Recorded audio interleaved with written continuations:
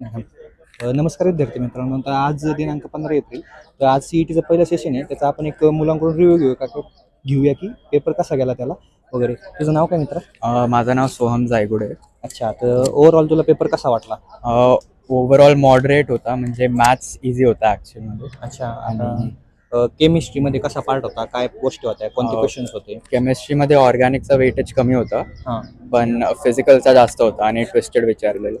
So I would rate it from easy to moderate. Okay. आणि physics कसं होतं त्याच्यात त्यानंतर? फिजिक्समध्ये वेव्ह ऑप्टिक्समधून जास्त होते थोडे. अच्छा. आणि ओव्हरऑल पण डिस्ट्रीब्युटेड होता, म्हणजे एक स्पेसिफिक टॉपिकवर नव्हतं एवढं काही. ओके. आणि त्यानंतर पार्ट येतो मॅथचा. आता मॅथ कसं गेलं तुला? हार्ड गेलं, easy गेलं? मॅथ्स इट वॉज इझी होता. म्हणजे असं काही लेंदी क्वेश्चन्स होते का मागच्या याच्या सारखे, म्हणजे दोन चॅप्टरचं कॉम्बिनेशनवर मिळून वगैरे? हो, इंटिग्रेशनचे तर लेंदीच होते ॲक्च्युअली. अच्छा.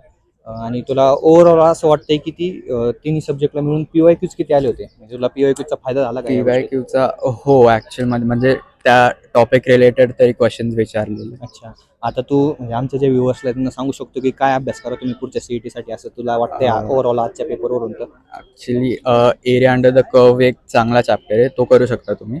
आणि इंटिग्रेशन याच्यावर, आणि केमिस्ट्रीमध्ये ऑर्गॅनिक. अच्छा. तर ओव्हरऑल त्याला मॉडरेट पेपर गेला आहे. आणि अशाच जेन्युइन रिव्ह्यूसाठी तुम्ही एनरोल इन जनरल फॉलो करा. आणि थँक्यू.